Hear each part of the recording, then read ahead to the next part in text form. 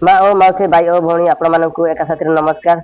ଆଉ ଆପଣମାନେ ତ ଜାଣିଛନ୍ତି ମାନେ ମାନେ ଟେକୁଆ ଆଉ ମାନେ କଇଁଚ ଆଉ ଆମର ଟେକୁଆ କେତେ ସ୍ପିଡରେ ଦୌଡ଼ି ପାରେ ଆଉ ମାନେ କଇଁଚ କେତେ ସ୍ଲୋରେ ଦୌଡ଼ି ପାରେ ଆପଣମାନେ ତ ଠିକ ଭାବରେ ଜାଣିଛନ୍ତି। ଆଉ ସେହିପରି ଆଉ ଆମର ଦୁର୍ବଳ ଲୋକ ମାସକୁ 20,000 ଟଙ୍କା ଇନକମ୍ କରିପାରୁଛି ଆଉ ଶକ୍ତି ସବଳ ଲୋକ ମାସକୁ 10,000 ଟଙ୍କା ଇନକମ୍ କରିପାରୁଛି। ତା ମାନେ କ'ଣ? ଇଏ ତ ଶକ୍ତି ସବଳ ଲୋକ ତ ଅଧିକା ପଇସା ଇନକମ୍ କରିବା କଥା, ଇଏ ଦୁର୍ବଳ ଲୋକ ତ କମ୍ ପଇସା ଇନକମ୍ କରିବା କଥା। ଦେଖ ଉଲ୍ଟା ହେଇଯାଉଛି କାହିଁକି? ଏହାର ମାନେ ଦୁର୍ବଳ ଲୋକର ହେଉଛି ତାର ଧୈର୍ଯ୍ୟ ଶକ୍ତି ଅଛି ଆଉ ଶକ୍ତି ସବଳର ଲୋକର ହେଉଛି ଅଳସୁଆମୀ, ସେଥିପାଇଁ ତାର ସଦାବେଳେ କମ୍ ପଇସା ଇନକମ୍ କରିପାରୁଛି ଆଉ ସଦାବେଳେ ଲସ୍ରେ ପଡ଼ିଯାଉଛି।